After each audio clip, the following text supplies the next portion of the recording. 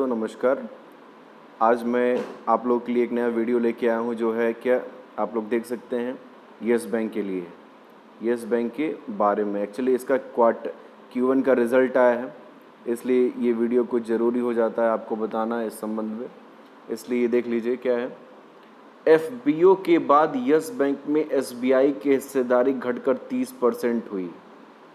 मतलब ऐसा क्यों हुआ, मैं आपको इसलिए बताना चाहता हूँ कि बहुत ही आसान शब्दों में आप देख सकते हैं क्या है।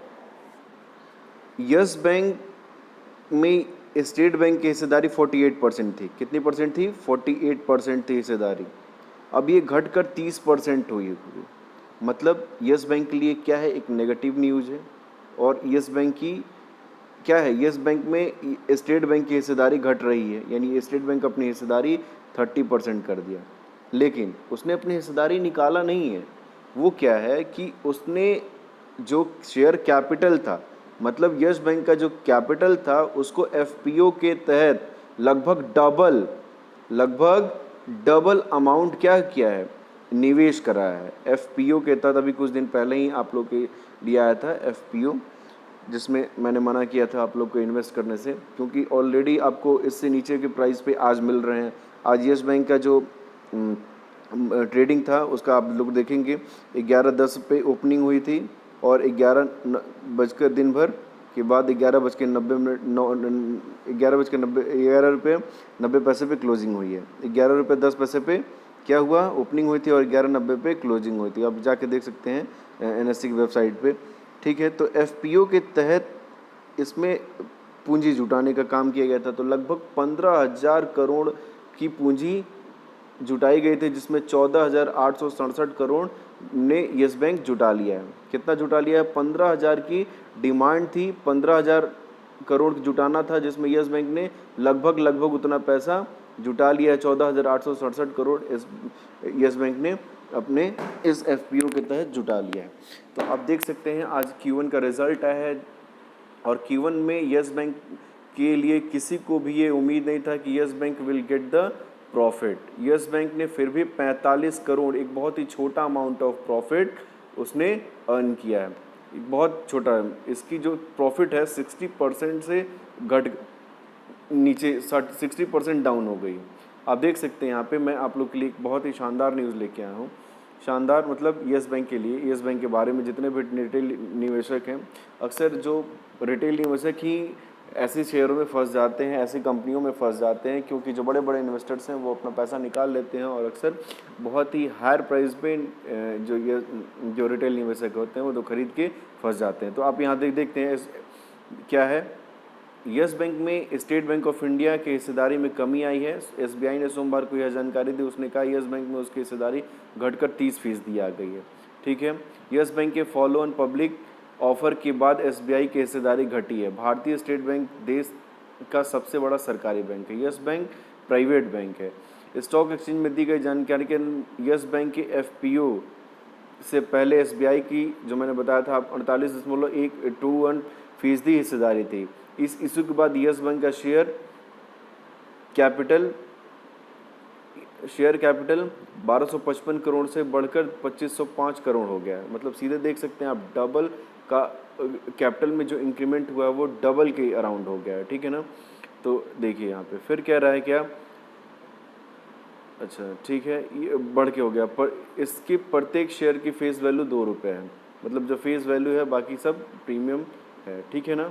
तो 1255 रुपये करोड़ से बढ़ के कितनी हो गई? 2505 करोड़ हो गई। तो इसके हिसाब से स्टेट बैंक की हिस्सेदारी घटी है। और आपको मैं दिखाना चाहता हूँ क्या कि जो यस बैंक क्वार्टर Q1 के रिजल्ट आए उसमें आप देखेंगे क्या कि क्या क्या डेटा है, देखते हैं।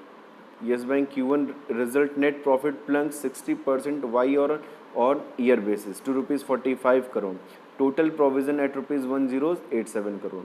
सी year what Yes Bank on Tuesday reported a 60.05% year-on-year fall in net profit at rupees 45.44 crore for the quarter ended year 30th June. Okay, मतलब देख रहे हैं आप लोग 45.44 करोड़ रुपए की एक बहुत ही small amount of profit Yes Bank ने गेन किया है, जिसको किसी की उम्मीद नहीं थी। सभी लोग यही सोचा था कि yes bank definitely will get loss, but yes Bank ने 45.00 एक बहुत ही छोटा अमाउंट ऑफ प्रॉफिट को मतलब अपने आप को प्रॉफिट में बरकरार रखा है। फिर क्या है, the lender had posted A net profit of rupees 113.7 crore in the corresponding quarter last year.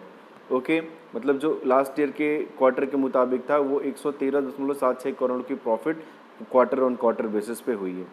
आप देख सकते हैं the total provision of Q1 F21 stood rupees 1087 crore consisting of rupees 642 crore of COVID related provisioning. The lender had made provisions of rupees 1784.1 crore in the same quarter last year. मतलब क्या है, yes Bank ने 1087 करोड़ की provision already maintain रखी है, जिसमें 642 करोड़ का Covid से रिलेटेड भी प्रोविज़न इन्होंने बना रखे हैं। ठीक है ना, तो आप लोग को देख सकते हैं, आप लोग को समझ में आ रहा होगा, उम्मीद करते हैं। अच्छा, आइए आगे देखते हैं क्या है।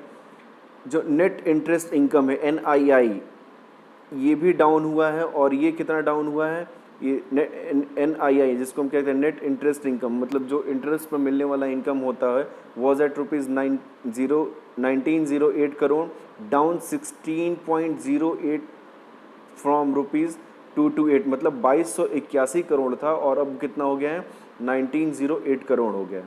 The net interest margin was at 3% up to 109 billion पर subsequently and 20 billion point against Q1 FY19। फिर आगे देखिए, the company said operating profit was rupees 1147 crore, growing but about 11 times Q added by higher NIA and lower operating expenses, however the same was down 41%। जो सबसे बड़ी बात, operating expenses down किया है yes bank ने, कितना 41% ईयर ऑन ईयर बेसिस पे अपने ऑपरेटिंग एक्सपेंसेस को कम किया है। जो प्रॉफिट निकल के आई है वो इसी की देन है, कितना 41% इन्होंने कम किया है, और उसी के बदले ये क्या है 45 करोड़ जो ये अपने ऑपरेटिंग एक्सपेंसेस को कम करने में सफल हुए हैं, उसी में ये 45 करोड़ की प्रॉफिट उन्होंने अर्न किया है। फिर आप देख सकते हैं क्या, इनका एक और इम्पॉर्टेंट चीज़ क्या है, earning per share of the company drop subsequently by 92.6% from rupees 092.04%। ये देखिए आप लोग, मतलब अभी भी यस बैंक में बहुत सारा अनिश्चितता बना हुआ है।